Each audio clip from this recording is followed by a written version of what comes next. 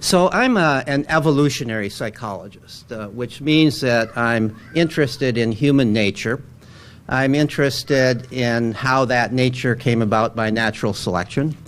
I'm especially interested in the nature of children, of human children. And I'm most especially interested in those aspects of children's nature that came about by natural selection to serve the function of education. And that's really all aspects of children, all those things that we think of as the characteristics of children, their curiosity, their playfulness, their sociability, their willfulness. I'm going to argue that all of these things came about in the course of evolution to serve the function of education. Unfortunately, in our standard schools, we shut all of these off. And then we try to teach them rather than allow them to educate themselves in their own natural ways. So you have a handout here. Does everybody have it? If there's anybody who doesn't, maybe there's some extra copies that could be brought, or maybe you could share. There's a couple of extra copies here.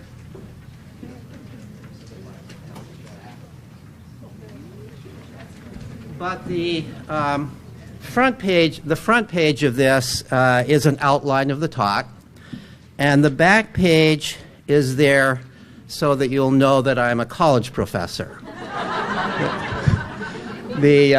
You have until Sunday morning to read these chapters and articles, and then at the closing ceremony there will be a test. So I'm on B here on this handout. What is self-directed? So the title of the talk is, what is self-directed education? How does it work? How do we know it works? So first of all, what is self-directed education? Let me start with what is education? You know, for the most part, when we use the term education in our culture, and most people think of education as schooling, it's something you get. You go and somebody gives you an education. You maybe pay for an education.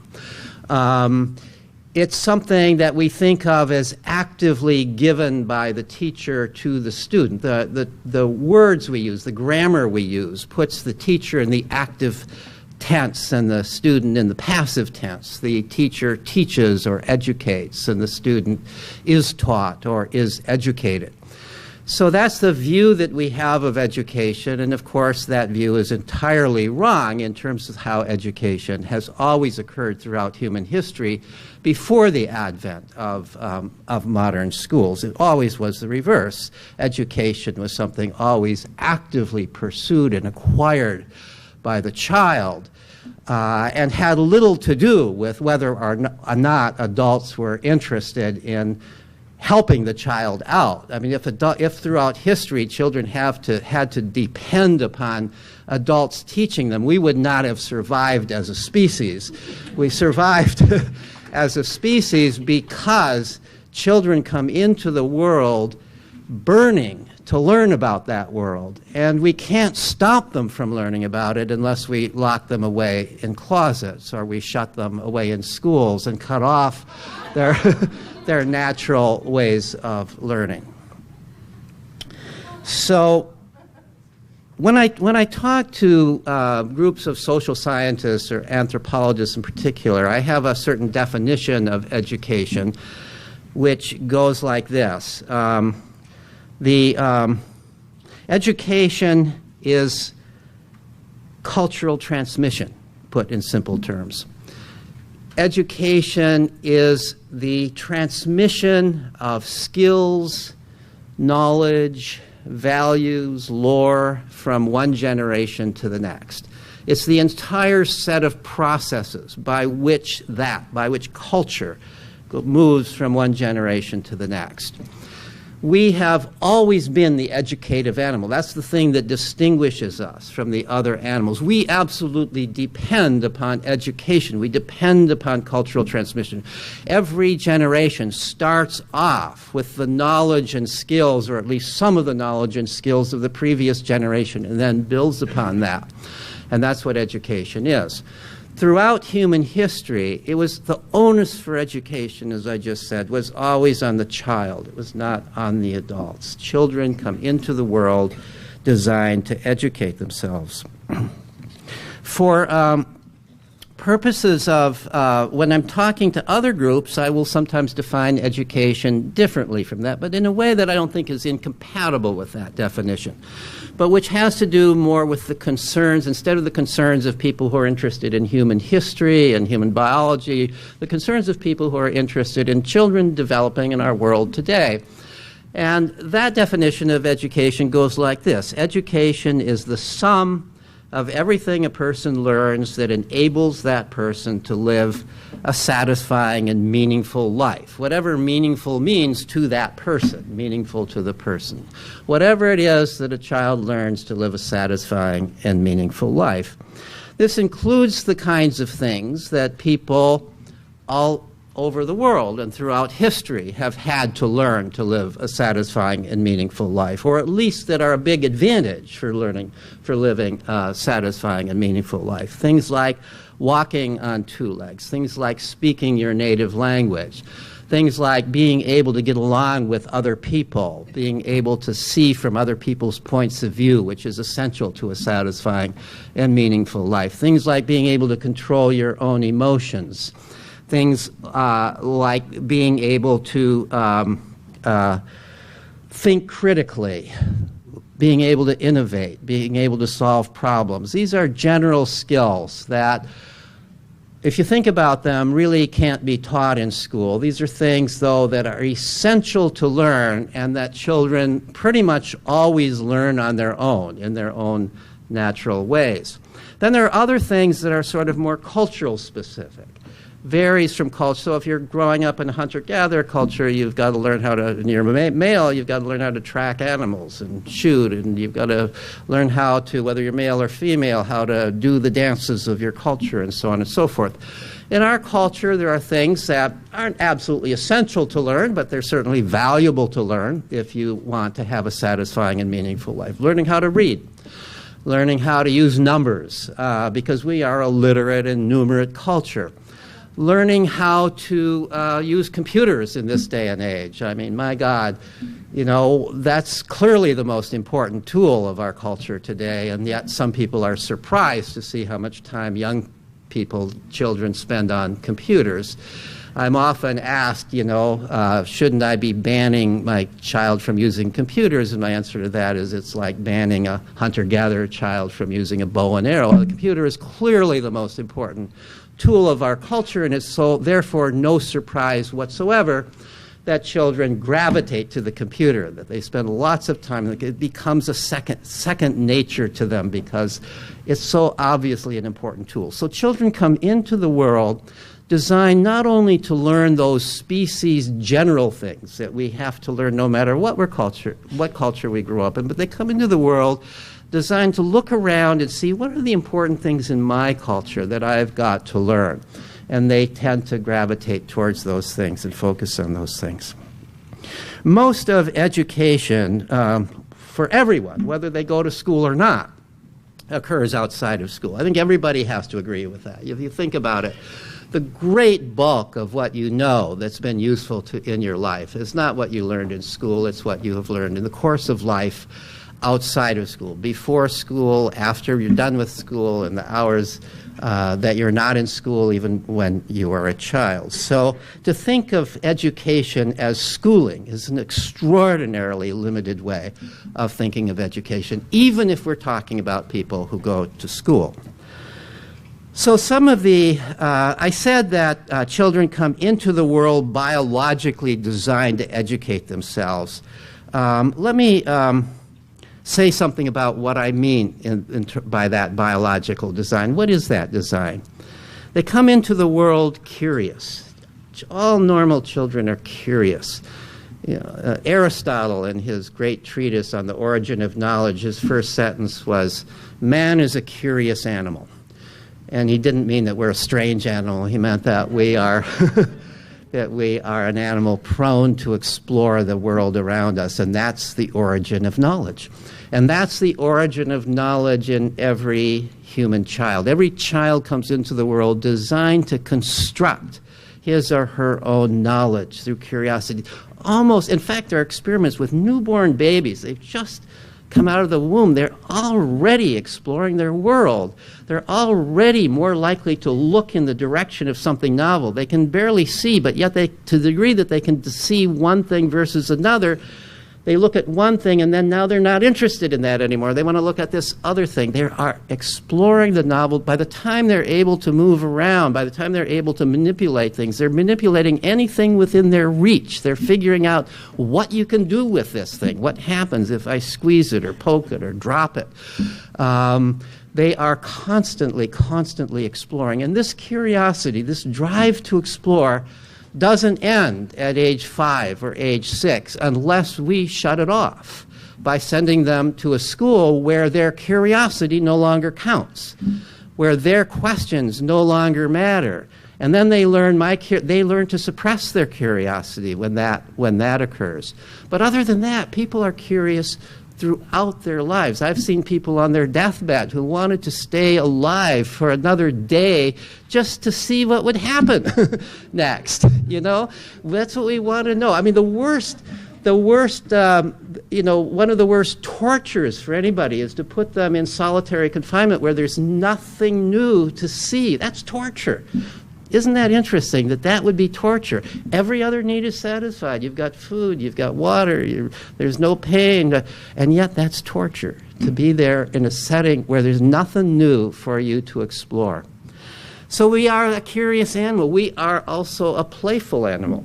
Children come into the world biologically designed to play, and to play in precisely those kinds of ways that will lead them to acquire those kinds of skills that I said you have to acquire no matter what culture you're growing up in.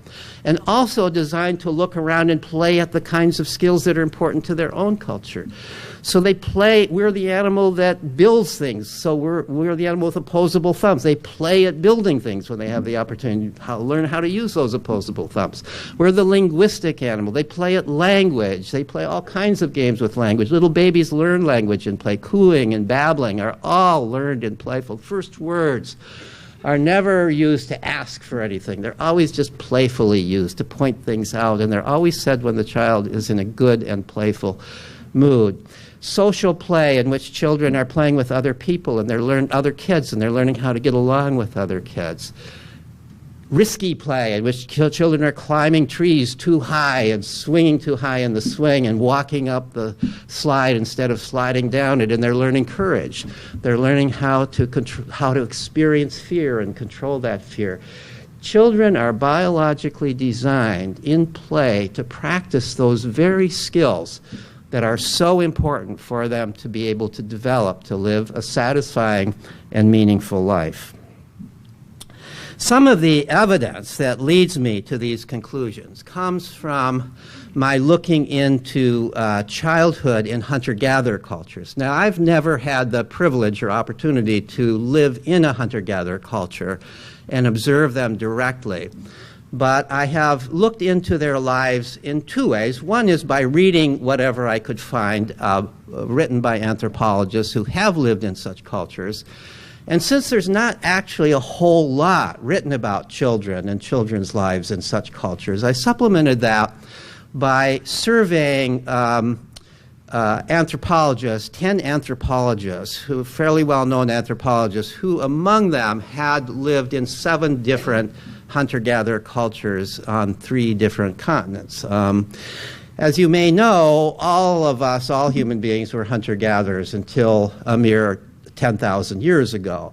From a biological perspective, from the perspective of evolution, 10,000 years is almost nothing. So basically, we evolved in the context of a hunter-gatherer culture. So it turns out that some people have managed to survive in a fairly pristine hunter-gatherer culture kind of way into the middle and even late 20th century. I would say that there's no pristine hunter-gatherer culture today. There are some that are still hanging on in some ways.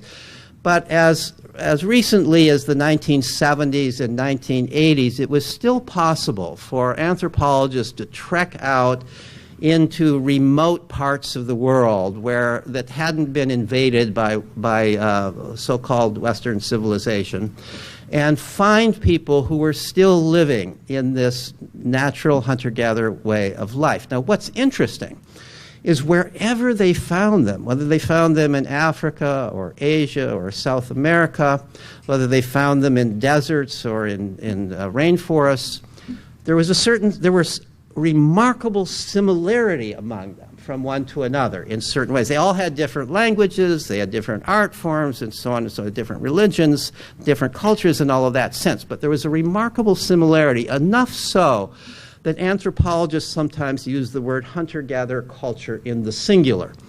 So what's similar about them is these are all band cultures. They're not tribal cultures. Sometimes people talk about hunter-gatherer tribes. It's a misnomer.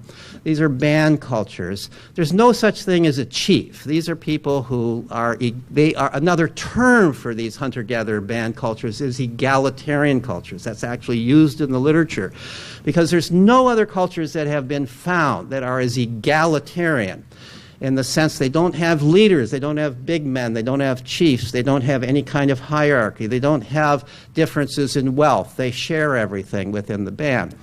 They move around from place to place, which means that there's no point in owning anything more than you can carry on your back. So that's one thing that helps make things egalitarian. If you're rich, if you had a lot of material goods, you would just be burdened down by it.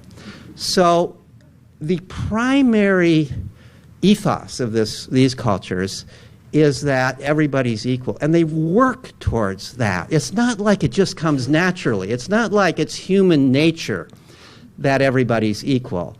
There is a certain part. We inherited from most primates are very hierarchical. There are alpha males who dominate the subordinate males, and most of the males dominate the females. So here's this group of primates, human beings, who are not living that way. They're living in a kind of state of equality, and they create that state of equality quite actively. They do things to reduce the likelihood of domination. One of the things they do is they use humor. Anybody who acts like they're a big shot, everybody just teases them and puts them down and ridicules them. There's one story an anthropologist said, so this young guy who went out and he came back with a fat antelope. And, when you come back with a fat antelope, you're supposed to talk about how skinny it is. And it was so sickly, and the only reason you got it is because it hardly could walk. And even then, it was not anything to do with your skill at bow and arrow. It was the wonderful arrow that somebody else made and gave to you. If you fail to do all of that, the rest of the tribe will do it for you. They will, and this will be led by the grandmothers. And the wise elder who was explaining this to the anthropologist said, "Why do you do that?" And he said, "Because we know that young men who think too highly of themselves can be dangerous, and so we don't allow them to grow to think too highly of themselves." So this is the hunter-gatherer culture that we evolved in. Now, they have, as part of their egalitarian ethos, they have an extraordinary sense of individual autonomy. For me to tell you what to do, even if it's good advice, even if I just think I'm helping you, I see you're doing this and I know a better way to do it and let me tell it to you, that would be kind of taboo in that culture because I'd be acting like I'm better than you, like I know something that you don't know. There might be some way I could help you out, but I'd have to be very careful to do it in some way that I am not acting like I'm better than you just because. Now, what's amazing, so they don't tell one another to do, and this was what at first I couldn't believe. It was only when I heard it from so many different anthropologists. They don't tell children what to do. They really don't tell children what to do. I heard this over and over and over again. Can you imagine that? Raising children. And they also don't raise children. Raising, by the way, is post-agricultural. We raise vegetables, we raise children, so on and so forth. They didn't have agriculture, so they didn't raise children. Children kind of grew like trees grow. They had that different attitude about how children, the adults are kind of like the soil that the children are using for their own purposes as they are growing. So my survey of these anthropologists and the reading I did led me to 3 conclusions about how education occurs in hunter-gatherer cultures. The first conclusion is that adults do not direct children's activities. They trust children's instincts and they trust children's judgments, believe it or not. Let me just read a couple of quotations that illustrates this. So this one comes from a researcher named Yumi Goso, who studied groups of hunter-gatherers in South America, but she's writing here about hunter-gatherers in general. Hunter-gatherers do not give orders to their children. For example, no adult announces bedtime. At night, children remain around adults until they feel tired and fall asleep. Adults do not interfere with their children's lives. They never beat, scold, or behave aggressively with them, physically or verbally, nor do they offer praise or keep track of their development. Nor do they offer praise or keep track of their development. So this is what I heard over and over and over again. There was one anthropologist who I interviewed who studied he and his wife studied a group called the Batak in Indonesia. And he said that they have a number of taboos in their culture. One is there's no murder. Another is you don't have sex with your daughter or your sister or other close relatives. And another is you never hit a child. So that's a taboo. That would be, it's right up there with murder and incest. I'm not necessarily saying it's quite as high as murder or incest. Murder and incest occur occasionally, and so probably does occasionally hitting a child, but it's never approved of. If somebody is hitting a child in a hunter-gatherer culture, immediately they assume that that parent, there must be something wrong with that parent, and we need to intervene, we need to calm the parent down, and we need to take the child and comfort the child, because hitting a child is not an appropriate behavior in this culture. So here's another quotation. The idea that this child is my child or your child does not exist. In other words, you don't own your child. Deciding what another person should do, no matter what his age, is outside the Aquana vocabulary of behaviors. There is great interest in what everyone does, but no impulse to influence, let alone coerce anyone. The child's will is his motive force. This is somebody that many of you may have heard of, Jean Laidlaw, who's not an anthropologist, but who was a young explorer who was exploring in South America and happened to become acquainted with this group of South American, Native South Americans, and wrote a wonderful book called The Continuum Concept about it, which many people today actually, or at least some people today, take almost as their Bible of child raising. So others have written about how young children, I don't have the quotes, about how young children are allowed to explore their environment. One of my colleagues at Boston College is named, who's Gilda Morelli, lived for many, many months with a group of hunter-gatherers called the Efe in Central Africa. And she's showed me slides that she's taken of toddlers playing with fire, playing with machetes, adults sitting in the background, not paying any attention to this. And I asked her, well, why are they letting them play? Don't the kids sometimes get hurt? These little kids with big sharp knives, and they're playing with fire. Don't they sometimes burn themselves or cut themselves? And what she said was, yes, sometimes they do. But these are typically very minor injuries. And if you were to ask the adults, why is it you take these things, why don't you take these things away from them? They say, their first answer would probably be, well, because, why should we take them? This is what they want to do. We don't control what they do. And the second thing they would say is this is how they learn. That how are they going to learn how to use a knife? How are they going to learn how to use fire if they don't play with that? And the younger they start doing it, they may not say it in these terms, but this is me talking now. The younger they start doing this, the more this is going to be an actual extension of their body. That knife is going to be an extension. It's going to be like second nature to be able to use that knife, just like our 2-year-olds playing with computers. It's becoming an extension of their body. They will have a natural way of using computers that Jerry and I will never have. So that comes from the studies of hunter-gatherers. By the time that children are 4 years old, they are able to go off with the other kids away from adults. Under 4, of course, I'm sure it varies a little bit from child to child, but typically under age 4, they're still kind of regarded as infants. They need to be around camp. They need to be in sight of adults because, as the hunter-gatherers would put it, they haven't yet developed judgment. By the age of 4, they typically have judgment.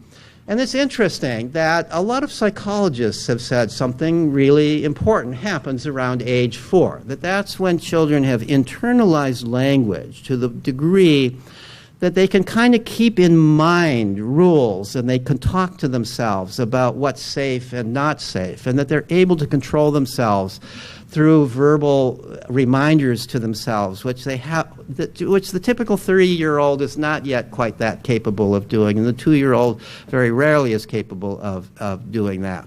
So something happens around 4, and it's very interesting, therefore, that around 4 is where children are now called children, and they're running with the other kids, and nobody feels like adults have to follow them around.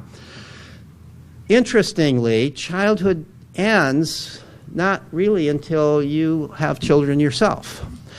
So we sometimes think that that adolescence is sort of a new invention, that teenage, by the time you were 13 or 14 in these other cultures, you would be an adult. Not true. The kids are still kids until, according to some of the anthropologists, they're late teens and maybe even beyond that. Typically, it's when they begin to have their own children, and even then, they may, to some degree, be running with other kids as they gradually go into adulthood. So the second, let me also say, there's one other quote I want to read on this issue of being so indulgent towards children. Some people think that if you're this indulgent, you allow children to do whatever they want to do, the children are going to become spoiled.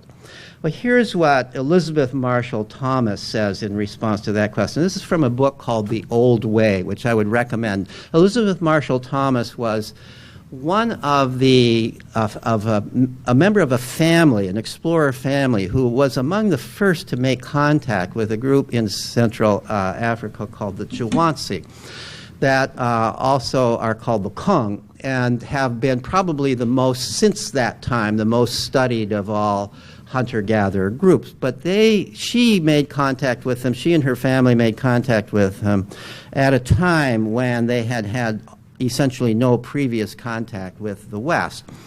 And she wrote this book called The Old Way about some of what she learned in that experience. But here's what she says about the question of spoiling.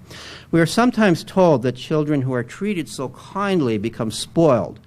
But this is because those who hold that opinion have no idea how successful such measures can be. Free from frustration or anxiety, sunny and cooperative, the Chuan children were every parent's dream. No culture can ever have raised better, more intelligent, more likable, more confident children. When I first read that, it was before I had talked to many other people, anthropologists who had observed children. I thought that she's probably exaggerating. She probably just fell in love with these kids and she's exaggerating. But I heard similar stories from so many others that I began to think there's got to be something to it. These kids are really well adjusted. I once gave a talk at an evolutionary psychology conference, and after the talk, I'd mentioned something about hunter-gatherers, and so on. After the talk, a graduate student came up and said to me that she was doing her dissertation on whining. She had this view about that there's a universal tone to whining, and she wanted to know what hunter-gatherer whining sounds like. And so I said, I don't know. I've never lived in a hunter-gatherer culture, but let me ask my friend Gilda Morelli. So I went and asked Gilda Morelli, who had lived with the FA, And she had to stop and think. And she said, you know, I lived with these people and interacted with the children for months and months, and I don't think I ever heard a child whine. They didn't have anything to whine about. Now, admittedly, they don't have all the kinds of things that we have in our culture. And so I'm not saying that it's even possible to raise children in our culture today in such a way that they will never whine. But isn't it interesting that here is at least two different people talking about two different cultures and saying talking about how well adjusted the children are and how bright they are and how sociable they are. Okay, so the second major lesson that came from my looking into hunter-gatherer cultures is that children, including teenagers, have unlimited time to play and explore, unlimited time. When I asked them, one of the questions I asked the 10 anthropologists was, how much time did the children in the culture that you observed have for play? And they said, every one of them said essentially all the time. Some of them said, well, maybe sometimes somebody would ask them to fetch some water or to do something like that, but it was always minor, and it was never an order. It was always just if you're willing to do it, you know. So sometimes they would engage in some hunting and some gathering, but it was always playfully done. It was part of their play. It was never something that was expected of them. It was never how the culture put food on the table, was to send children out to do these kinds of things. So this is a culture in which children are exploring and playing on their own all day long, from dawn to dusk, from the age of 4, when they're regarded as having common sense and don't have to be watched, until their mid to late teens, interestingly, kind of our school-age years. And the adults believe that in the process of this, they are learning what they need to learn to become good hunters and gatherers and good citizens of the culture, people who have the kinds of skills that contribute to the culture as they merge into adulthood. The third thing that I learned is in their exploration and play, the children do indeed play at the things that are important to their culture. Not everything that they do. They play all kinds of fantasy games, and you could argue that there's nothing unique about that game that would prepare them uniquely for their culture. But clearly, I asked my respondents to list some of the things they saw children playing at, and it was very clear that much of what they listed matched very well onto the skills that the children had to learn in that culture to be successful. So the boys in all of these cultures played endlessly at tracking and hunting. Tracking is an extraordinarily difficult skill. And of course, hunting, shooting bows and arrows or blow darts or whatever the means of killing game is an extraordinary skill that takes a lot of time to develop. And children are constantly, not because anybody is assigning them to do that, not that anybody's testing them on that, not that anybody's judging who's farther along in bow and arrow ability, who's the better tracker. Nobody's paying any attention to that, but the kids are growing up in a culture where they can see this is a valued activity, and so they play at that activity. In the one culture that was included in the Philippines, there's a culture called the Agta, where women also hunt, and not surprisingly, in that culture, the girls also played at hunting and tracking just like the boys did, and right along with the boys. So those kinds of things that were sex-specific, the boys played at the male-type things, the girls played at the female type things. The majority of things are not sex specific. A lot of the, building huts, building dugout canoes, playing musical instruments, all of those kinds of things, both boys and girls would play at. So what happened to that way of life? What happened to that? What caused us to step out of the Garden of Eden? The answer is agriculture. Hunter-gatherers, being human beings, are clever people, inventive people. Somebody discovered that, well, if you just you can get a little bit more of these roots if you sort of cultivate this area. And gradually this merged into what today we would call farming. It didn't, I'm sure, occur all at once, and it occurred at different times in different parts of the world, but it apparently began about 10,000 years ago in the Mesopotamian area. And once it got to a certain level, it changed everything. Because once you have agriculture, then you have to have land ownership. If you're going to take all that trouble to plant and weed and cultivate, you're not going to just let somebody else walk in and take it away. You can't do that. You've got to defend that land. You've got to say, this is my land. I own this land. Once you've got land ownership, then you've got differences in wealth. You've got some people who own land and other people who don't own land. And now the people who don't own land are dependent on the people who own land. So now you get hierarchy. Now you have some people who are dependent upon other people. And this leads inevitably to systems of masters and slaves, systems of lords and serfs, systems today that we call employers and employees. So you have suddenly now hierarchy.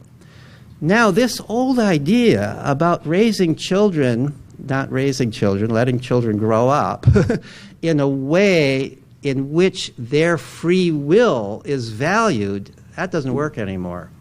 In a hierarchical society, free will could get you killed. You've got to grow up where your primary purpose in life is to obey. Most people, by the time of feudalism, most people, of course, were slaves or serfs. There were a few lords and masters at the top. But most human beings, at least in the Western world, were slaves or serfs. And you had to obey. Your survival depended upon obeying. So the whole system of raising kids changed. The goal of child raising, and now it was child raising, was to subdue free will.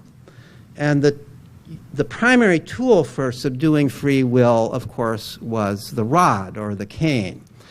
And we know some of this history even from the Bible. I mean, have you ever looked at the Bible to try to get child raising advice? I've looked through the Bible to try to find child-raising advice, and here's some of the things that I found. In Proverbs, foolishness is bound up in the heart of a child, but the rod of correction shall drive it far from him. Well, that's pretty mild compared to everything else I found. So here's Deuteronomy.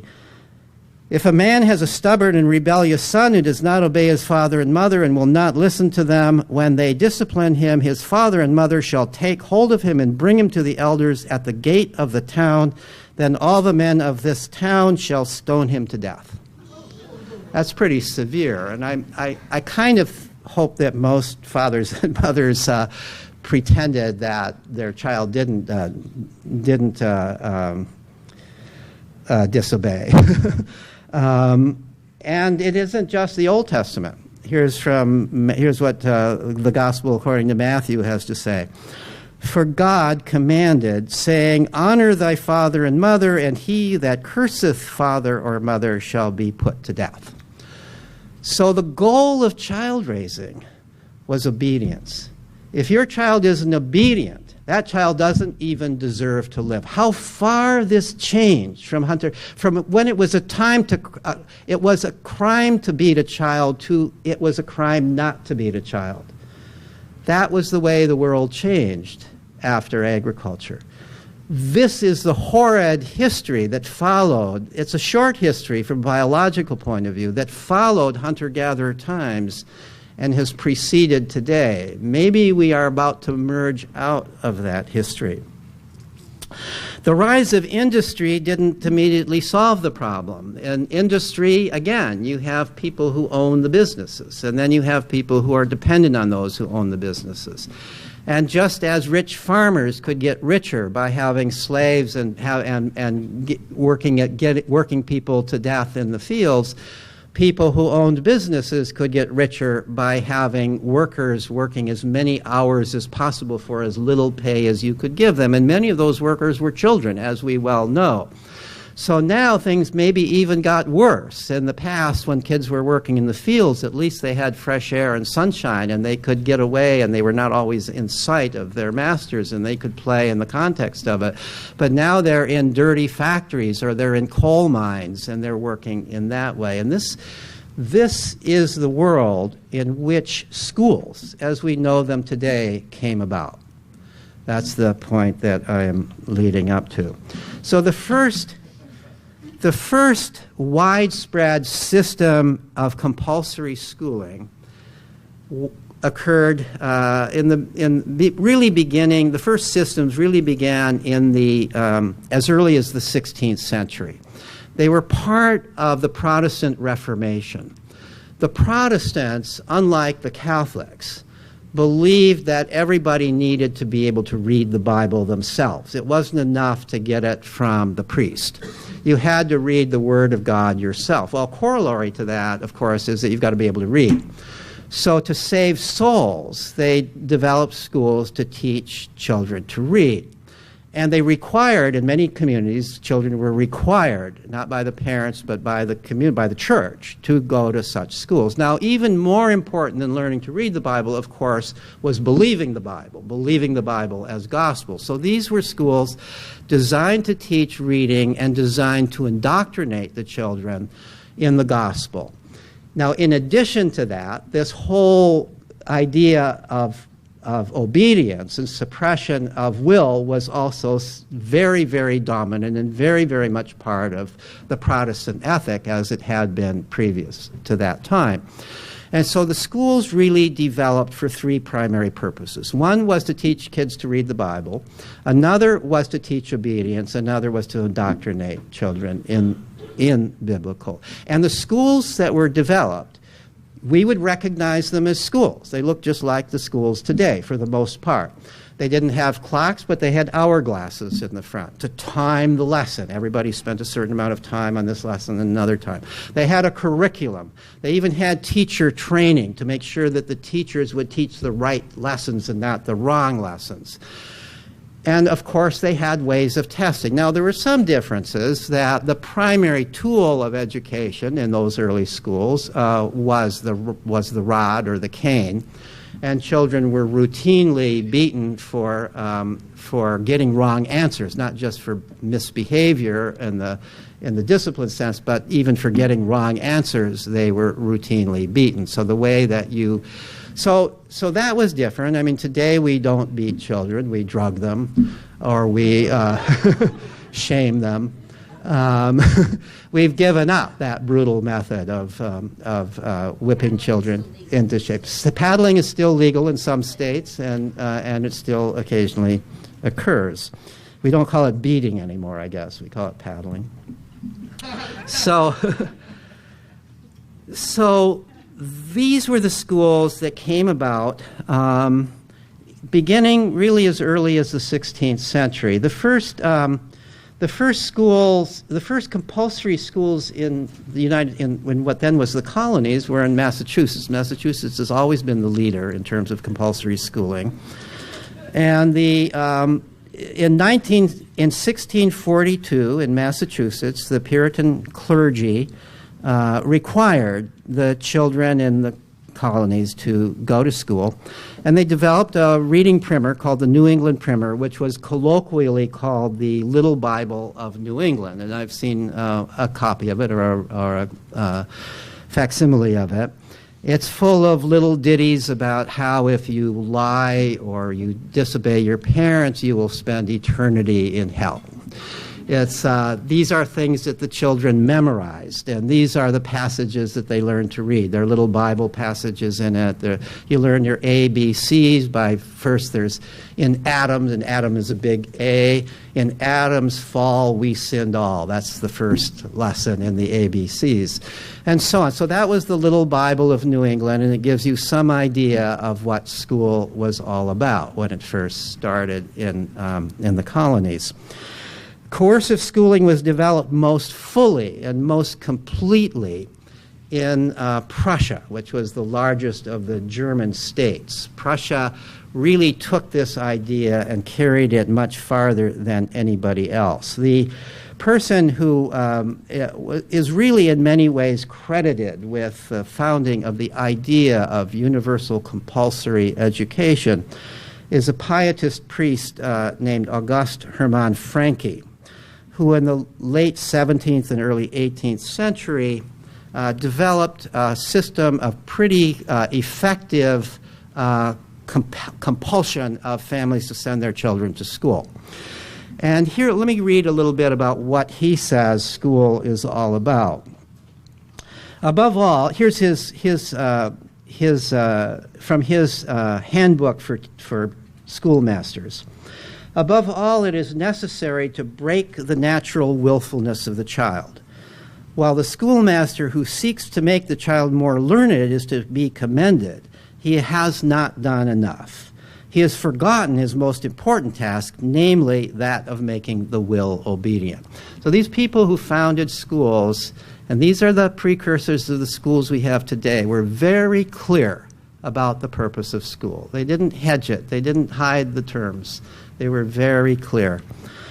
He goes on, Francke goes on in this manual to say that the most effective way to break a child's will is through constant monitoring and supervision. He was kind of against a lot of beating. He said that beating has an immediate effect, but it doesn't have the same long-term effect as constant monitoring and supervision.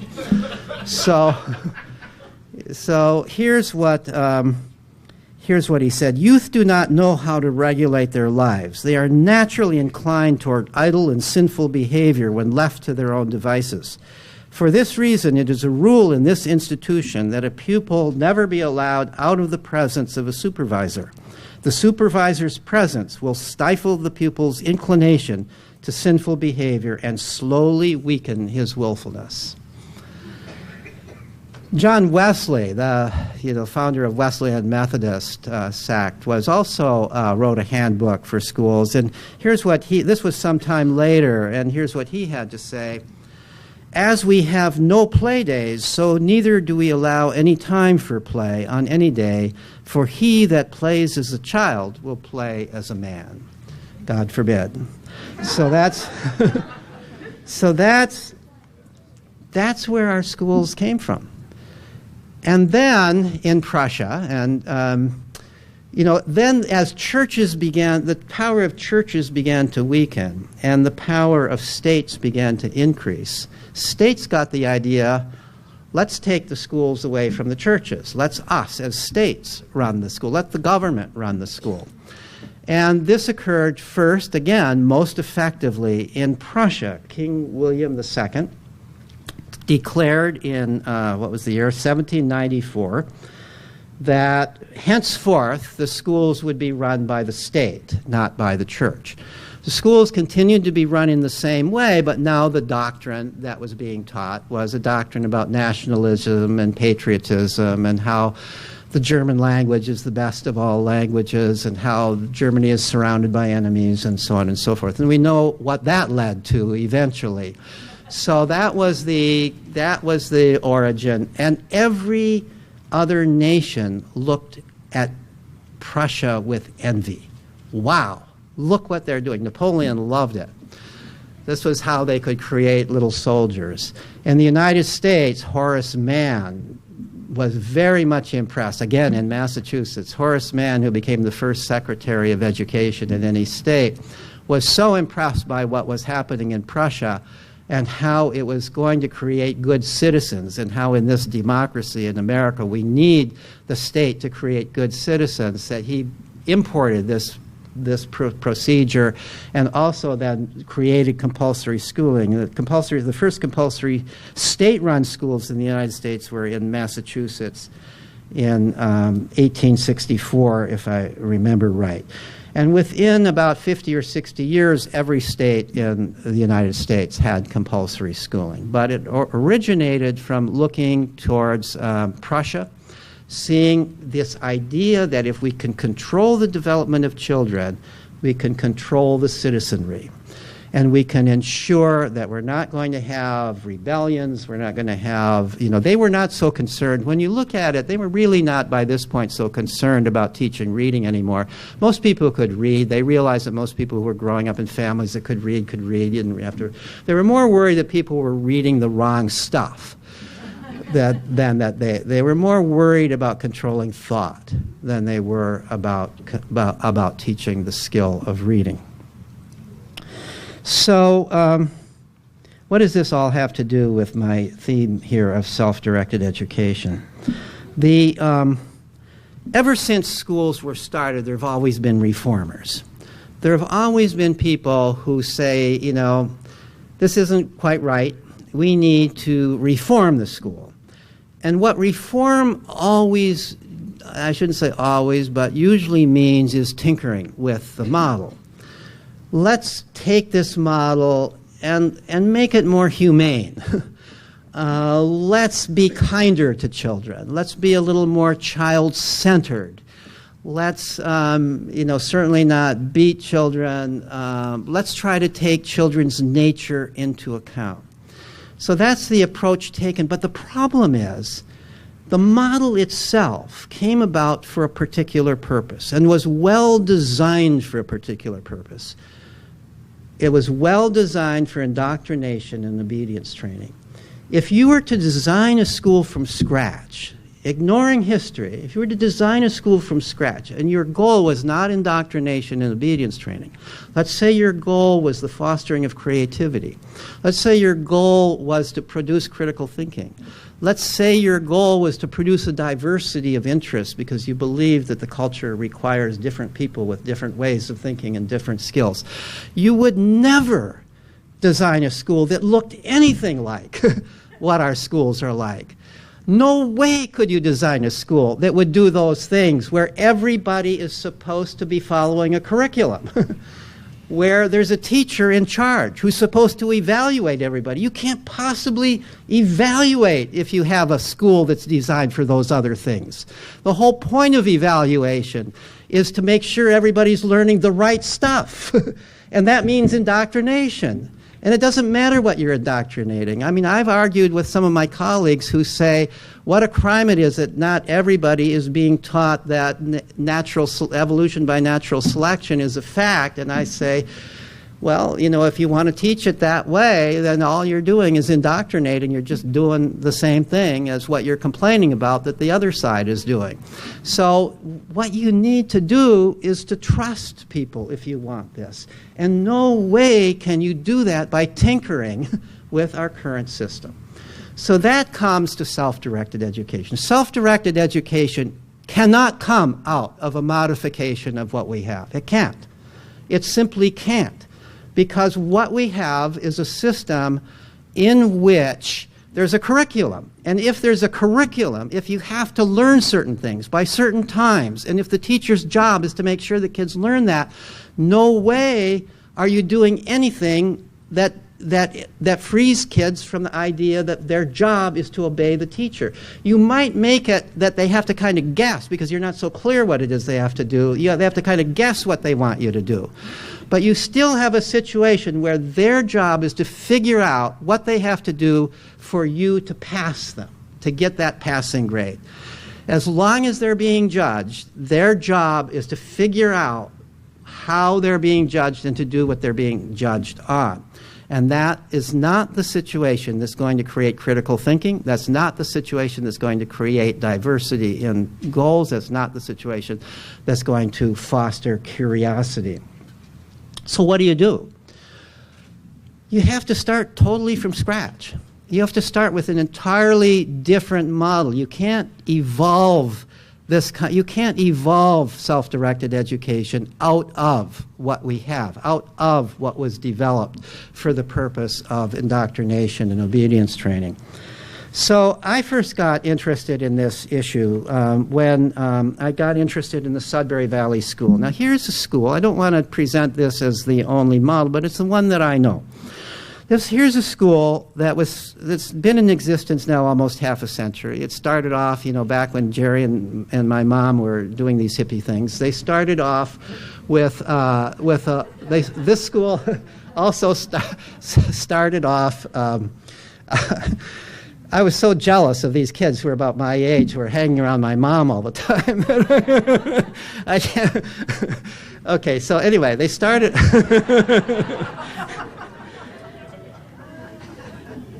So the school started off in 1968, back when there were a lot of little free schools. But this school has lasted. This school did something that most of the other schools didn't do. They really founded themselves with a constitution, a way to solve problems, a way to finance the school, and so on and so forth. So a lot of the things that ended up sort of destroying the other schools didn't happen at Sudbury Valley. But let me describe what Sudbury Valley did. They turned the hierarchy upside down. So instead of the idea that teachers, that there are teachers, or that adults are in charge, and that there's a curriculum, and children have to learn the curriculum, and the adults evaluate the students, they turned it around so that the school is quite literally owned by the students, who are age 4 on through teenage years. And the staff are hired helpers. The staff have to be, no staff members, including the people who founded the school, have any kind of tenure, have any kind of job security. They have to go be hired, new contract every year, and part of the hiring process is a vote in which every student, as well as the staff members, vote. And you have to get a majority vote in order to even have a hope of staying on with another contract there. So if the kids don't like you, you're out in this school. This is a school that has no curriculum. It doesn't offer courses, although if students demand a course or ask for a course, staff members will respond as long as they think the request is sincere and not just motivated by their parents telling them to ask for a course. This is a school that has, remember how I said that hunter-gatherers think that children have common sense at age 4? This is a school that you have to be 4 in order to go there, and adults are not following you around. There's a big campus there, there's an adjacent forest, there's a pond, there's a street, and 4-year-olds are not being followed around by adults. This school has now been in existence for, as I said, almost 50 years. There's never been a serious injury, and yet 4-year-olds, just like 4-year-olds and hunter-gatherers, are walking around without adults watching them. But they're in an age-mixed group, and they tend to hang out with other kids, and kids look out for one another, and so on. Kids are playing and exploring and sitting around, hanging out, doing exactly what you would think kids would be doing when they're free to do what they want. And somehow they are becoming educated. Right now the school has 160 students from age 4 on through high school age. They're not segregated in any way by age. The key to how education works here is age mixing. Little kids are learning naturally through their interactions and observations of older kids. The school has many facilities for learning different kinds of things. There's a kitchen, there's of course computers, there's lots of books, but nobody's required to use any of this stuff. If somebody just does computer all the time, plays Angry Birds, let's say, day after day after day after day, no staff member is going to come around and say, don't do that, do something else, or don't you think it's time to do something else? They're not going to do that. They trust kids. That is a key part of it. That's one of the key parts of how it works. Somehow, this turns our notion of education upside down in a way that progressive schooling doesn't. Progressive schooling still has the idea that educators ultimately are involved here, that teachers have to be clever and figure out how to help students in a way that the student still feels like they have some control. But here's a situation where truly children are in charge of their own education. And yet it works. My first study of the school many years ago was a study of the graduates. I was concerned. My own son had become a student there. And I was concerned, would he be able to go on to be anything other than an artist? And not that I would be unhappy if he became an artist, but I didn't want that to be the only possibility. And so I did a study of the graduates, and lo and behold, I discovered that there are a lot of fine artists who were students there. But in addition, there were people in the sciences, and there was a professor of mathematics who was a graduate of the school. I located almost all the graduates at that time. And those who wanted to go to college didn't have any difficulty getting into college, didn't have any difficulty adjusting college, even if they had never taken a course before, even if they had never read a textbook before. How did they do it? So I asked them, and I found it actually, it turns out it's not that hard. It's there's not that much that anybody else has actually learned in high school. So, I know that. I teach in college, and every professor who teaches the introductory course starts from scratch. You don't assume that the students remember something from high school. You start from scratch. And even if you thought they learned something from high school, you would assume that they learned it wrong, that the teacher didn't understand it the right way, because you're the professor who knows the right way, and you're going to teach it from scratch anyway. So the kid who's majoring in biology, has never taken a biology course, turns out not to be at any disadvantage compared to the kid who's taken some biology in high school. Similarly with other subjects. So this turned my ideas upside down. Suddenly I began to think, well, maybe my mom and Jerry weren't so crazy after all.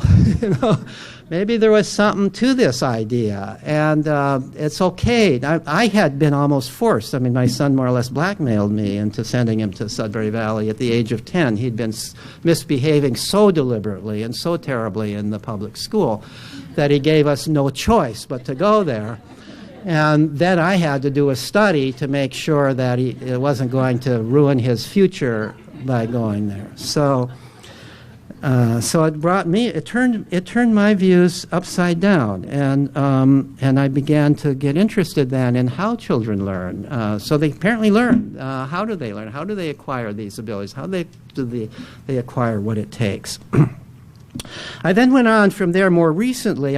Because I started writing a blog for Psychology Today about self-directed education, and a lot of the people who were reading my blog were homeschoolers, and I didn't know much about homeschoolers, but particularly they were unschoolers, people who this was home-directed, self-directed education. I began to get invited to some of their conferences and to give talks, and met some of the kids who were at the conference, and I was impressed. They seemed a lot like Sudbury Valley kids. They seemed to have a kind of grace about themselves. They seemed to be mature in a certain sense while still being childlike. They seemed to be able to look an adult in the eye. They seemed to be able to make friends easily, despite the stereotype about homeschool kids that they're socially isolated and socially awkward. So I got interested in that. I wasn't so sure.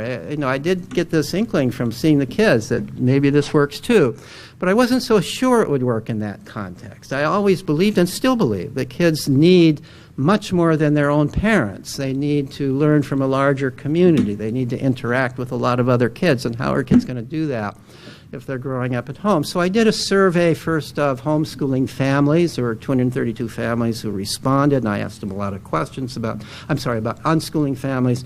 And then later on, these are both the articles in which these are published are among the articles listed on the back if you want to look up these articles. But then I did a study, along with colleague Gina Riley, of grown unschoolers. We identified 75 adults who had been unschooled for varying parts of their what would be their K through 12 years, including about a third of them who all of their previous education had been self-directed at home. And I found that they too were able to go to college if they wanted to, didn't have any particular difficulty getting in, didn't have any particular difficulty doing well. They too went into all sorts of careers, including science and math, as well as art and human services and doctor and lawyer and so on and so forth. Didn't seem like taking that route was cutting anything short. So now what I want to do, if you look on this handout, we are at G, near the bottom, the optimal context for self-directed education. So I began to think, all right, I've looked at self-directed education in hunter-gatherer cultures. I've looked at self-directed education at Sudbury Valley School. And I should say now that there are many other schools modeled after Sudbury Valley. And there's a whole set of new schools called Agile Learning Centers that you may have heard about. that seems to have its own cheering section. And I had to mention them or they wouldn't talk to me afterwards. And so this model is apparently replicable, too. And some of the Sudbury model schools have been around long enough that they've got graduates, and they seem to be doing okay in the world. So when combining all of this and looking now at the unschoolers, what's common? What is it about? What is the context? I don't believe you can just turn kids out on the street and they're going to become educated. I think that you have to provide an environment in which they can become educated. In the hunter-gatherer culture, that environment is automatically there. It's just there. You don't have to do anything to provide it. But in our culture, it's not necessarily just there, at least not for every family, for every kid. You have to do something to provide it. So what is it that we need to provide? And that's this list of 6 things that I've come up with, that in my mind, these are the optimal conditions for self-directed education. First is the social expectation and reality that education is the child's responsibility. If we pretend that it's our responsibility, or if we in some way assume that responsibility, so the child comes to believe that it's our responsibility, then the child gives up that responsibility, or to some degree. Every child is born instinctively believing it's their responsibility to educate themselves. But just like we can drive out other instincts, we can drive out that belief if we subject them to the view that the way you become educated is by doing what your teacher tells you to do. Then the responsibility is now on the teacher. It's no longer on the child. So that's the first thing. The second thing is unlimited freedom to play, explore, and pursue own interests. Unlimited freedom to do that. It takes a lot of time. It takes time to immerse yourself in something that interests you, that's not interrupted by a bell, that can go on from one day to the next, and nobody's telling you now you've got to go on to something else. It takes time to be bored, time to say, okay, there's nothing interesting here. And as Danny Greenberg, who founded one of the founders of Sudbury Valley, says, boredom stirs the soul. Don't try to relieve boredom in a child. Let them be bored until they can't stand being bored anymore, and they decide to take control of that situation and find something to do. That is their own choice of what to do. You need time to go from one interest to another. You need time, maybe you're going to spend 2 years just playing Angry Birds, who knows? And then you're going to spend a couple years doing something else. You need time to try out different things, and you need to be unhurried about it. You don't need somebody looking over your shoulder saying, don't you think it's time to move on to the next thing? We need to trust our children to make those kinds of decisions, and that seems to be true in hunter-gatherer cultures. That seems to be true at Sudbury-type schools, and that seems to be true among successful unschooling families. The third character, the opportunity to play with the tools of the culture. I said those toddlers in hunter-gatherer cultures are playing with fire, and they're playing with machetes and bows and arrows. By the way, I should say, so you don't think hunter-gatherers are really negligible, the poison darts are kept way up high in a tree so the little kids can't get to them. These are not negligent parents. They make reasonable decisions. They realize that a poison dart could kill a child, and you're not going to have a little child playing with poison darts. But a machete or fire, that's not going to kill a child. So you can play with those things. But you need at Sudbury Valley, there's cooking equipment, there's woodworking equipment, there's, of course, computers, there's the tools that we regard as the tools of our society. And once you've certified yourself, showing that you know how to use the stuff and know how to use it safely, then you can do your own things with it. Playing with it in this sense means try experimenting with it, doing your own thing, not just doing planned things that somebody else tells you what to do, but you're doing your own thing with it. The access to a variety of caring adults who are helpers, not judges. In a typical classroom, there's one teacher. Maybe at best there's 2 teachers, and they only exemplify the role of teacher. At Sudbury Valley, it's only 7 adults and 160 kids, but yet that's 7 adults, each one different. Each one has different knowledge, different personality. Any one of them is available to any kid who wants to go there. The kids don't very often go to the adults. They're much more likely to go to other kids. But if they do want to go to an adult, they know which adult to go to. There's one adult that would be the right one to go to if you need a lap to sit on or a shoulder to cry on. There's another adult who might be the right one to go to if you're burning for a political argument. There's another adult for this or that. And the kids are very good at figuring out which adult to go to depending upon their needs. They're also good at figuring out which other kids to go to depending on their needs. So that a variety of caring adults. In the hunter-gatherer band, the kids, all the adults are available. Parents are not even all that special beyond the age of 4. The kids are kind of kids of the whole band. They're not kids just of this parent. That set of parents, and in the unschooling families that worked, one of the things that the respondents said repeatedly was that they had many adult friends. It wasn't just their parents. They had one of the things they valued about the unschooling experience was that they made many friends with other adults who they looked to, and they didn't just see their parents as role models. Fifth characteristic, free age mixing among children and adolescents. The founder of Sudbury Valley has argued over and over again that age mixing is the key to how it works. Throughout human history, in hunter-gatherer cultures, but even after hunter-gatherer cultures, children were never segregated by age, except not until the time of age-graded schools. Children always played in age-mixed groups. Our whole instinct to play evolved in an environment in which play was always age-mixed. Same-age play is really an artifact of modern times, and it is not necessarily, it is not that it's bad to play same-age play, but it is not as nurturant. It's not as helpful. It's not the same kind of learning opportunity. Age-mixed play provides the younger child with the opportunity to be boosted up by the older child into a higher level of activity than he or she would otherwise engage in. And it provides the older child with the even more important opportunity to be the mature, leader, nurturing, teaching one in the context of the relationship, and to get a sense of their own maturity, and to learn how to be a parent and learn how to be a caring person.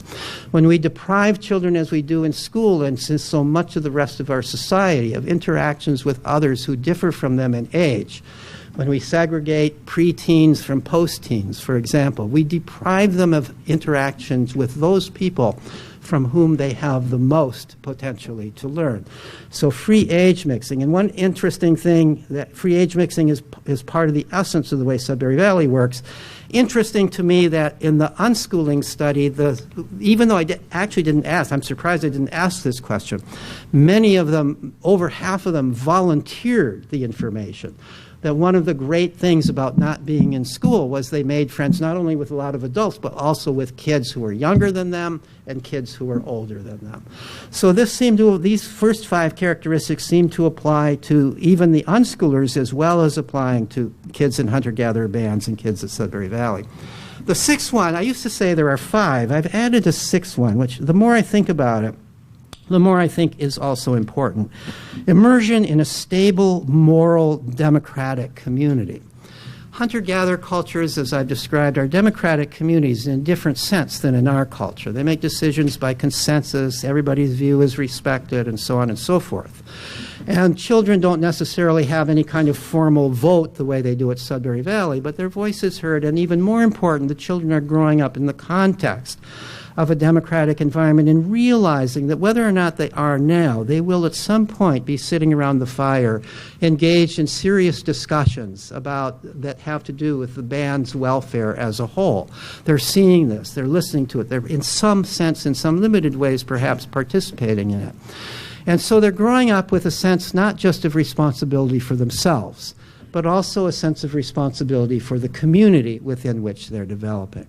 So children at Sudbury Valley, because they're involved in making the rules of the school, making big decisions about the school, and discussing who should be hired and who should be let go among the staff. And they're involved in the judicial system. If anybody breaks a rule, you go before the judicial committee, which consists of of a cross-section of ages of the school at any given time. And you're involved then in these discussions about, well, what should we do? So-and-so has consistently been breaking this rule. We like so-and-so. What are we going to do about it? What would be an appropriate penalty? What's going to change this person's behavior? They're involved regularly in those kinds of discussions. So they're thinking about not just themselves. They're thinking about their community in which they're growing up. And that's an important thing to be thinking about if you're going to grow up in a democratic society, and we are going to be a democratic society. We need people who think not just about themselves, but people who think about the community as a whole that they're growing up in. And I think that it's a little harder to say exactly how this works in the unschooling family, but to some degree the family itself is a stable, moral, democratic community if it works well. But even more so, I think that the families in which unschooling seems to work well seem to be those families that are also very well connected with a larger community. And so the kids have a sense of being part of a larger community and a realization that they're growing up in a larger community and have responsibilities for that. So I think that our job, I said that education is children's job. Education, the onus of education lies with children, but we in our culture do have a responsibility. And our responsibility as adults is to provide the setting in which children can educate themselves. We've got to give up the idea that we educate children. Let's stop thinking that we educate children. Let's start thinking that we provide the setting in which they can educate themselves. And how do we do that? How do we do that as individuals? How do we do that as communities? How do we do that as a nation? How do we spread the word that this is the way we ought to be thinking? This is what we need to do as a culture if we are going to have truly free and democratic people. We need to also, and I want to kind of end this way, normally when we talk about education, whether it's self-directed or otherwise, we're talking about what are children learning, how do they learn, how do they acquire what they need to know. There's another thing that we ought to be keeping in mind, and that is this, that children are human beings. That childhood is actually a pretty good portion of any person's life. And if that portion of a person's life is not happy and is not free, then that's a crime. That's really a crime. We in democratic societies, we believe that there are certain inalienable rights that belong to human beings. The right to free speech, the right to free association, the right to due process if you're accused of a misdeed, the right to choose your own path to happiness. What could that mean? Doesn't that have something to do with choosing how you educate yourself? These are described as human rights. We think of them as human rights. I would contend that children are human beings. And in our typical schools, we deprive children of every single one of those rights. We preach democracy to them. We might even say that it's a democratic school because we're preaching democracy and we're trying to respect children, but yet at that very same time we are depriving them of all of what we call the basic human rights of a democracy. If we want to prepare children for democracy, don't we have to allow them to experience it growing up? And the school, the learning center, that's the place where they can experience it. And we need to think about education in that way. Well, these are the kinds of things that we'll also be talking about in the workshop at 3:30 tomorrow in talking about the mission of the Alliance for Self-Directed Education. How can we spread the word? How can we get a movement started? How can we convince society as a whole that we need to start treating children as human beings, and that indeed we don't have to be afraid of doing that, because there's a lot of evidence that if we provide the right context, we can treat children as human beings and they're going to grow up okay. So thank you very much for your really kind attention.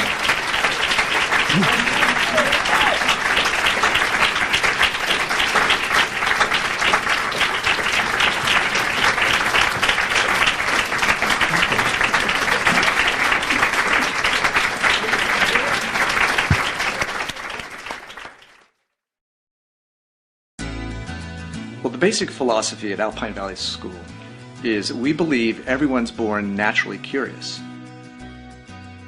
All we do is to create a safe and supportive environment where that creativity or that curiosity can flourish, where students can be treated as the individuals that they are and respected accordingly, and where they can learn what they most need to learn in the ways and at the pace that are most appropriate for them. Because here you see, it's not so much the child fitting the system, it's more about the system fitting the child. Alpine Valley changed my life. I came into the school very withdrawn, very unsure of myself. By the first week, I had just blossomed. There just was this unfolding of this feeling of tremendous self-worth and appreciation, and that people saw me and liked me for who I was, and not, that I had performed a certain way on a test, or that I had, competed in sports, that it was just me, and that was good enough. And so that was a huge change for me, and one that I think has dramatically affected the rest of my life, that I still have that feeling of just intrinsic worth and happiness. I've spent my adult life working with adults, trying to reconnect them with their sense of personal purpose, what they care about, who they are, their own sense of authenticity. And it occurred to me, why do we have to do this? It's because when you put children in a typical educational system, you break them away from their sense of self. You separate them from their sense of passion, who they are, what they care about. And when we learned about Alpine Valley School, we thought, wait a minute, here's a place that actually encourages and supports children in their own integrity, their own authenticity. This is about kids. This is an education based on the child, driven by the child, inspired by children, really. And yet there's this community and this place for that to happen in, an environment where children can be part of something while figuring things out and pursuing things for themselves. There's no other school like Alpine Valley. It's completely a new paradigm of giving kids genuine freedom. And we may think we give our kids freedom when we give them choices within a certain parameter, for example, whether it's at home or it's at school. It's something different to give them genuine freedom. And something else happens.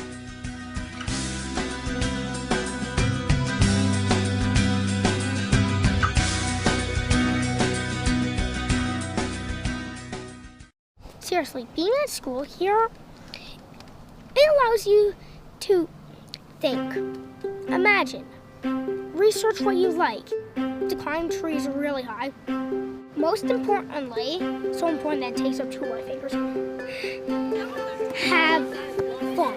I think my favorite thing about being a student here is the freedom to pursue your passions, which is basically the school.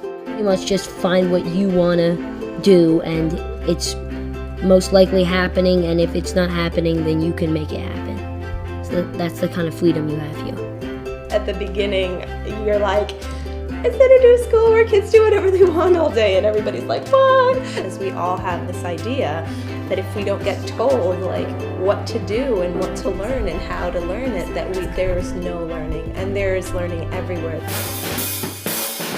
We're sold on a myth. All of us are, as parents, as kids. The myth is that if you attend school and you get good grades, then go to college and good grades, that you're guaranteed success in life. I don't want them to become experts in doing what other people want them to do. They have to figure out what they want to do, and nobody can figure that out for them. You need to know who you are, what you want in that moment, have an ability to figure out how to get it. We give kids a tremendous amount of respect and room to figure those things out. I sent her to public school kind of like an experiment. I felt like I sent in this really filled and happy and joyful human being. The interest in learning totally faded. Her self-confidence totally faded. That's just not the environment here. I saw her slowly kind of coming back out of her shell and just being herself, and what's more important than that? It's a safe community where you can feel comfortable and you're not pressured to do anything. I've always just cared a lot about ending the oppression of young people. We're really about giving people the space, this time where life is the curriculum, a scaled-down version of the larger world. You're learning more than you think. You're teaching yourself. I never got taught how to read, and I know how to read. I think the underlying lesson that we have here is a much more positive communication to the kids, and that is we trust you. Like, we have this musical. We found other people who are interested in acting. We found someone to direct it. Now she's a staff member here. She loved it so much she couldn't help but stay. It's definitely a collaborative environment. 1, 2, 3, I try as hard as I can because I wanted to do this. I asked to do this. I got into this. I just joined Sudbury this year. I'm interested in digital art. I'm at a place where I can really explore what I want to do, and I can get better at drawing and writing and my photography, so I can really focus on like the creative aspects of things. You develop as a person and not as this whole group of kids in a class learning the same thing.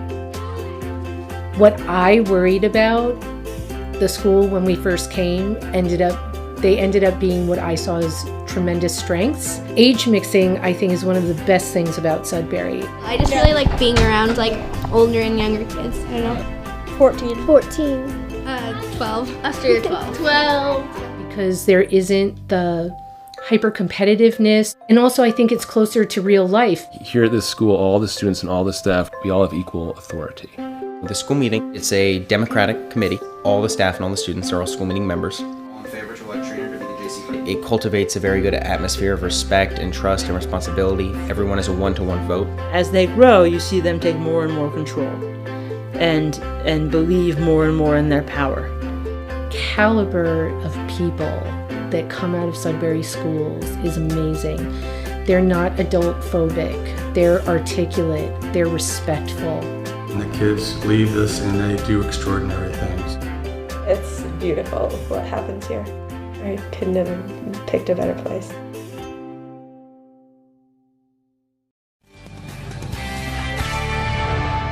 Today, the most radical form of schooling is something called unschooling. Homeschooling where the parent doesn't teach and there are no tests. The kids do whatever they want. And I was surprised to learn there are also schools that practice that. Kennedy checked one out in Massachusetts. If I show up for school, what's my day? Beats me. At Sudbury Valley School, there are no classes, no tests, and no curriculum. Students are only required to show up for 5 hours a day. When you get here, you have to check in. Okay. And when you leave, you have to check out. These are the only half-days in the day. It's just so amazing to just come here every day and know that I can do whatever I want. Sometimes what they want to do is play video games. Others play music for hours. Why did you start Sudbury Valley School? We had children. My wife and I had children, and our oldest child was getting to be school age. And it was a horrible prospect to put them through the regular school system. They do their best to destroy the natural interests, curiosity, and passions of children. Here, nothing is forced on kids, not even learning to read. Don't you think children will figure that out? I learned to read when I was probably 11. Yeah, I taught myself how to read. Oh, really? Yeah. How did you do that? I don't know, I just tried and tried. One of the coolest things about being here is, like, I didn't know if I wanted to go to college last year. Because, like, when you go here, it's not like anybody's telling you, like, yeah, you need to go to college. My path, like, has led me to going to college. At first, it seemed like there were no rules, but there are rules. It's just that the kids have an equal say in making the rules. One vote per kid. The community decides everything. And by the community, I mean the collection of students and adults. There is no hierarchy here whatsoever. When they opened the school, everyone was skeptical. The lead lawyer was pacing back and forth on the floor. He said, 4-year-olds have the vote. My God, they'll just vote candy for themselves. The school will never run. But that's not what happens. The kids run a court system. So this is the meeting of the Judicial Committee. Yep. It's basically a school courtroom. Yeah, so instead of going up and telling a teacher, blah, blah, blah, did this, It's like a whole meeting. But I'm so surprised they don't vote themselves candy if they really have this control. Well, it's interesting because since they govern themselves, they're in charge of their own education, the kids are really in charge of the school, and they're much harder on themselves than any teachers or administrators would be. And you have kids ranging in age from 4 to 19. A bunch of 19-year-olds don't want 4-year-olds bouncing off the walls all high on sugar. And we showed the kid playing video games. I would think, I mean, my son would have spent all day playing video games. Yeah, that would be my worry, sending my girls to a school like this. And I think most parents feel that way. I was really surprised to see that many kids were gathered all different ages around computers with each other. They were collaborating. Many of them were in the art studio. They were painting. They were playing music. All right, painting, playing music, but were any learning math and difficult things? They say they do. I mean, it's a hard thing for an outsider to measure. We saw kids who were engaged on computers. They weren't necessarily playing computer games. They might have been doing really intense academic research, and many of them were sitting around reading by themselves. And they must learn something because the parents choose this. It's a private school. They have to pay $8,000. They do. And there are parents who are obviously non-traditional, for whom public school doesn't work. They don't like the model. It doesn't work for their kids. So they seek this school out as a way for their kids to really be in charge of themselves. And they trust. The trust is the most important thing. They trust their kids will learn. And most do go to college. 85% of them, we were told by the founders, go on to college. Now, I'd be nervous about enrolling my kids in an unschool. Parents told Kennedy what convinced them is that this school gets kids to like learning. What is it about the school that attracted you? Well, he wants to come, which has not been the case in several other schools. He told me the other day, he's like, Mom, wake me up for sure. I was like, who are you? What have you done with my teenager who sleeps till 2 in the afternoon? It teaches you the real world. What did you do in public school that's different from here? Everything's different from public school. Yeah. From here. Because you get to have fun all day. Go to a public school and you watch kids come out for recess and they're like being let out of prison. Our kids aren't like that. They're not in prison. They don't have to be like that. How would you describe your school? Awesome. Your friends who go to other schools, are they jealous? Yes. If you were going to build your perfect school, what would it be like? This. Would it? Yeah, definitely. All right, the kids say it's perfect, but you want to go to college. Colleges want a transcript, grades, a Yeah, there are no record. grades, there are no transcripts, there are no classes. There's nothing like that. They prepare themselves for the SAT. They teach themselves higher math. They organize their own education. Sometimes they kind of cram it in the last year, but they manage to get into college when they want to go. There are now dozens of schools like this around the world. It's hard to measure success when they don't take the standardized tests, but the fact that this is not new. That school was how old? It's been around since 1968. So and 40 they said years old. And the hippies were the ones who gave them the hardest time. So they have survived and thrived regardless of people's political affiliations trying to keep them down. You have kids. Would you send them? I would think about non-traditional methods, and I was certainly intrigued by it, but like the founder said, there's a giant chasm to overcome in order to trust your kids to go there. I don't think I've overcome that chasm quite yet, but it is interesting.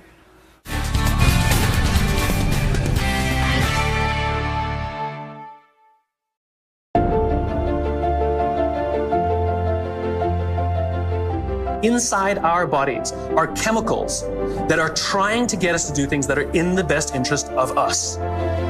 They are endorphins, dopamine, serotonin, and oxytocin. Endorphins. Endorphins are designed to do one thing and one thing only: mask physical pain. If you're a runner, if you've heard of a runner's high, what's happening is when that runner's out there pushing their bodies harder than they've ever pushed before, they feel good. And then an hour later, they're in pain for damage they caused their muscles an hour before. Endorphins. They're designed to mask physical pain. Dopamine. Dopamine is the feeling that you accomplish something you set out to accomplish. The whole purpose of dopamine is to make sure that we get stuff done. This is why you must write down your goals. There's a biological reason for that. We're very, very visually oriented animals. You have to be able to see the goal for it to biologically stay focused. And every time we achieve a goal that makes us feel like we're making progress to the vision we can see, we keep going and going and going until we achieve something remarkable. You have to be able to see it. Dopamine. Dopamine comes with a warning. Dopamine is highly, highly, highly addictive. Here are some other things that release dopamine. Alcohol, nicotine, gambling, your cell phone. We can also get addicted to performance in our companies when all they do is give us numbers to hit, numbers to hit, numbers to hit, and a bonus you get, and a bonus you get, and a bonus you get. All they're doing is feeding us with dopamine, and we can't help ourselves. All we do is want more, more, more. One of the things we know about dopamine addict is they will do anything to get another hit, sometimes at the sacrifice of their own resources and their relationships. Dopamine is dangerous if it is unbalanced. Serotonin is responsible for feelings of pride and status. This is why public recognition is very important. We are social animals and we need the recognition of others. This is why we have commencement for graduation. You could get an email that says, congratulations, you fulfilled all the requirements for graduation. Enclosed, please print out the PDF of your diploma. Wouldn't feel so good, right?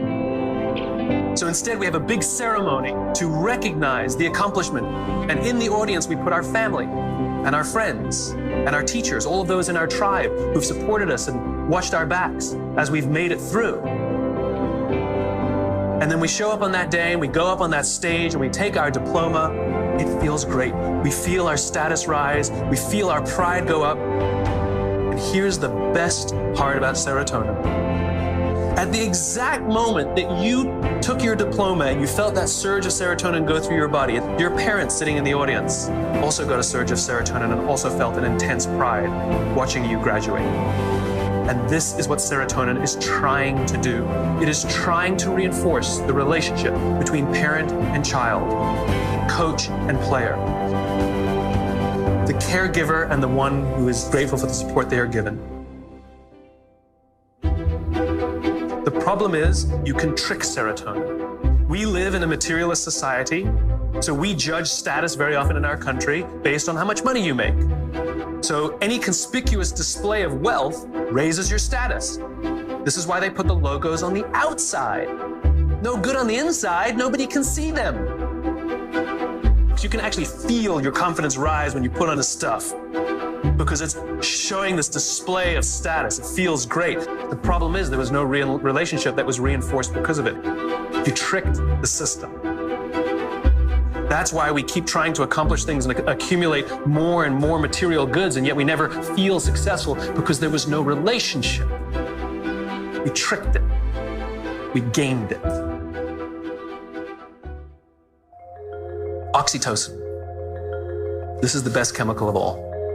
Oxytocin is the feeling of love, trust, and friendship. Oxytocin is that intense feeling of safety that someone's got your back. There are multiple ways you can get oxytocin. One way to get it is physical contact. Hugging feels wonderful. When women give birth to children, huge surge of oxytocin in their body. This is what's responsible for the mother-child bond. It's all that oxytocin in the system. Another way you can get oxytocin is through acts of human generosity. Doing nice things for people. Remember, our bodies are trying to get us to repeat behaviors that are in our best interest, and it's making us feel good when we see or do acts of human generosity so that we will do them. In fact, the more oxytocin you have in your body, the more generous you actually become. It gets better than that. Lots of oxytocin in your body inhibits addiction. It boosts your immune system. It makes you healthier. That's why happy people live longer. It's why couples live longer. It increases our ability to solve problems. It increases our creativity. It's really good for us, and it's not addictive. It just feels great. There's one more chemical I haven't told you about. Cortisol. Cortisol is the feeling of stress and the feeling of anxiety. We share these chemicals with all the social mammals. Cortisol is designed to keep us alive. It is the first stage of fight or flight. It makes us paranoid. It makes all of our senses hyper-attuned to look for danger. It injects glucose into our muscles to make us stiff and ready to go in case we need to fight or flight. It increases our heart rate like crazy. Cortisol, to get all of that extra energy, it needs to shut down non-essential systems. So it shuts off things like growth. You don't need your fingernails to grow at that moment. It shuts it off. The other thing it shuts off is our immune system. Don't need it in that moment. The problem is you're not supposed to have cortisol in your system all the time. You're supposed to have it in and then gone. One of the things cortisol does, it inhibits the release of oxytocin. Biologically, if you work in a high-stress environment where you don't feel safe, you are biologically less empathetic and less generous. Alcoholics Anonymous has been highly effective for decades. Alcoholics Anonymous knows that if you master all 11 steps, but not the 12th, you will drink again. The 12th step is the commitment to help another alcoholic. Service. Service to another. Oxytocin wins. Serotonin wins. The more we look after each other, the safer we feel, the more we feel like we belong, and the more we will work together to confront the dangers outside.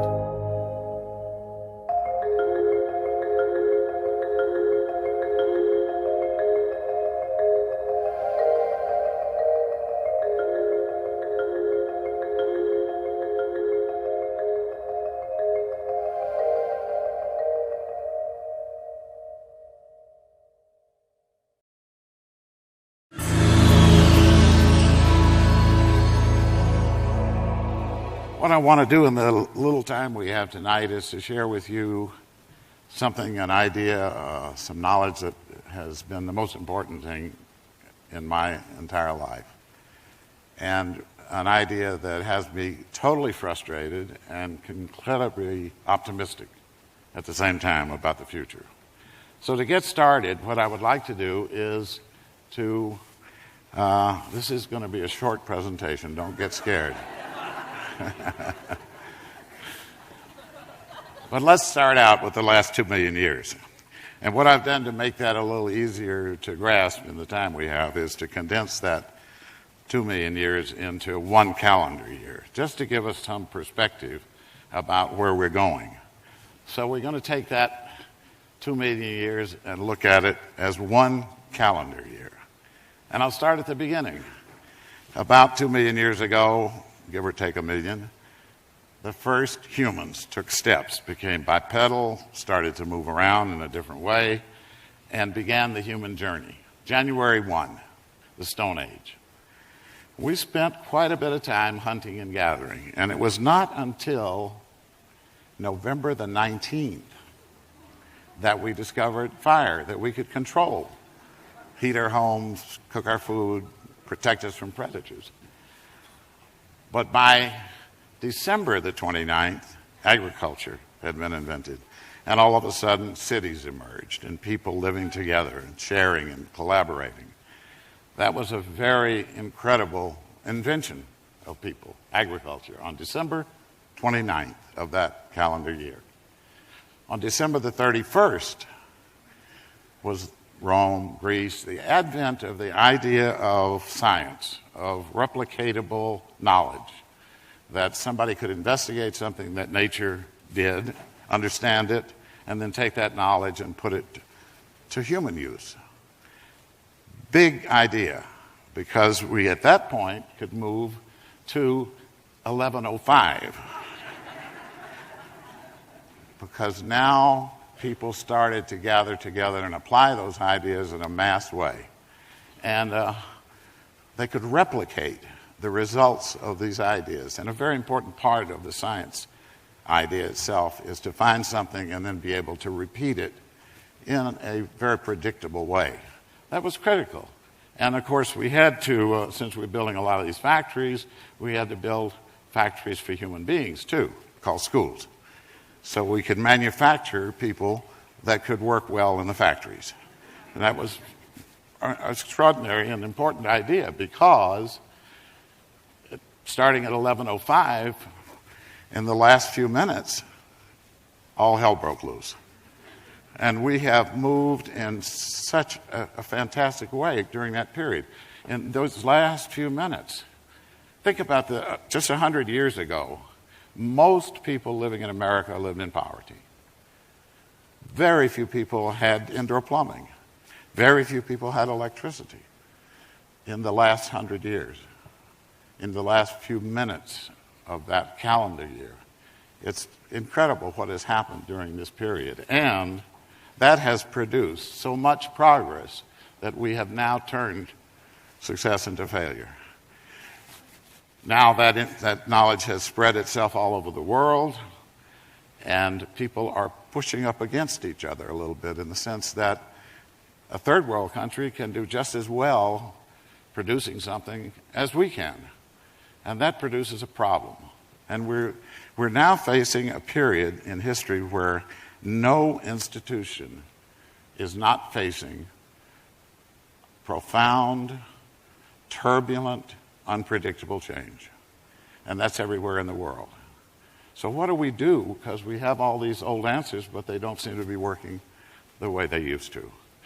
Well, a few years ago, about 60 of the leaders in industry in America got together and started a study to say, okay, with this new kind of world that we have, with the internet, with all the satellite communication, with telephony, there are many more telephones in the world than there are people at this point. What does America do? And I won't try to go through the whole study, but the result was, they said, there's only one possibility for us to succeed as Americans, to be competitive, and that is to innovate, and to innovate continuously. And that's really what I want to share, because we have been looking at what it is that's behind that process of innovation, creative thinking, what we can do with our brains, what is that, the possibilities of that resource that we all have in these heads of ours. The thing that changed everything for us in trying to understand creativity is that somebody from NASA came to us, the deputy director, and said, look, we have a lot of people working for us. We need some way to select the people that are the most creative so they can go on the teams that are facing the toughest problems. Can you give us some kind of an instrument, a test or something that we can give to find those people? We didn't have such a thing, but we developed it, we applied it, and it was very predictive. It worked really well. But the idea emerged that, gee, we still don't know where creativity comes from. Is it that some people are born with it and others not? Or is it learned? Does it come from our experience in life? And the idea came up, this test is so simple. Why don't we give it to some children and see how they do? So we did. We created a sample of the American population with 1,600 children, and started it out when they were about 5 years old. Now, here's a question I want to ask you. This is a test for the ability to look at a problem and come up with new, different, and innovative ideas. What percentage of those 5-year-olds fell into what you might call the genius category of imagination? 80, 90, wow. This is a great audience. There are some audiences that don't guess quite that high. 98%. We were pretty shocked. Some people like you would probably not be shocked. You probably, I suspect you've been 5-year-olds, so there you are. But, the information was so astonishing, we decided to turn that into a longitudinal study, go back 5 years later and see how they're doing. So we went back, they're now 10. What would you guess? Somebody came on very close. 30%.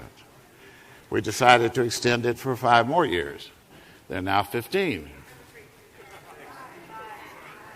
Well, we have some pessimists out there. It was all the way up to 12. So you can see something of a trend here, right? That study ended because so many people got depressed. Most of the testing was done by teachers, and they just didn't want to do it again.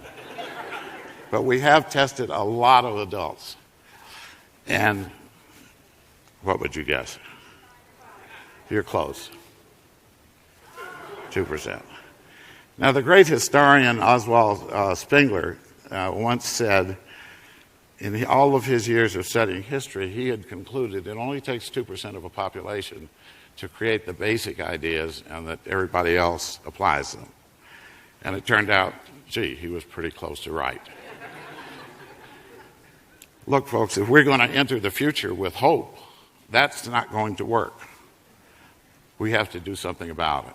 And what we found with those children was the thing that I want to try to share with you and hope that you walk out of here tonight knowing why that happened and what you can do about it, because you have the possibility of being in that 98% tomorrow. And I'm serious about that.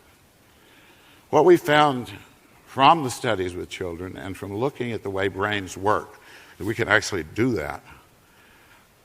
There are 2 kinds of thinking that occur in the brain, and they use different parts of the brain, and it's a totally different paradigm in the sense of how we form something in our minds. One is called divergent, that's imagination. That's generating new possibilities, and the other is called convergent, and that's where you're making a judgment, you're making a decision, you're testing something, you're criticizing, you're evaluating. So one is like an accelerator, and the other one is like the brake. We found that what happens to these children as we educate them is we teach them to do both kinds of thinking at the same time. So when somebody asks you to come up with new ideas, as you come up with them, what we've mostly learned in school is to start looking at them immediately and trying to say, oh, well, you can hear the stuff that goes on. We've done that before. We've never done that. That's crazy. That'll cost too much. All of that. When you actually look at what's happening inside the brain, you find that neurons are fighting each other and actually diminishing the power of the brain because we're constantly judging, criticizing, etc. This is not going to work, folks. You need to find the 5-year-old, and you can. That capability never goes away. That part of the brain that produces this wonderful imagination is something you exercise every day when you're dreaming. So the great designer said, I'm going to put that mechanism so they exercise it every day in case they ever need an idea. You've got that capability, absolutely. And you'll move from the normal brain, which is that colored area shows normal thinking, to a brain that is very active everywhere, particularly in the front. So it gets worse because if we're operating under fear, we're using even a smaller part of the brain. And as we begin to use logic, we use more, but we begin to use creative thinking and the brain lights up. It's just extraordinary what happens. And nature does this as well, we found. That evolution works that way, producing many alternatives, then through natural selection, selecting the best ones. But it's always creating a lot of possibilities before it starts selecting. So the question we face for the future is, are we going to be in a culture that depends on right answers, that are repeatable, that are always predictable? Or are we going to have a culture where whatever it is we're thinking about, a new recipe or a spaceship, are there many possibilities? Can we create a new future that solves the new problems that we have never seen before? So Einstein was right. And your issue is to go beyond the first step that we took and take the first leap and turn your 5-year-old on to tap into that imagination that every one of you has that can make the future extraordinarily brighter for everybody. Tomorrow, do an exercise. Pick up a table fork, turn your 5-year-old on, and come up with 25 or 30 ideas on how to improve. Let that 5-year-old figure out ideas on how to improve that table fork. You can begin that exercise, and like anything else, you can start exercising that part of the brain and turn yourself into a great innovator of the wonderful future we can have if we start doing this. Thank you.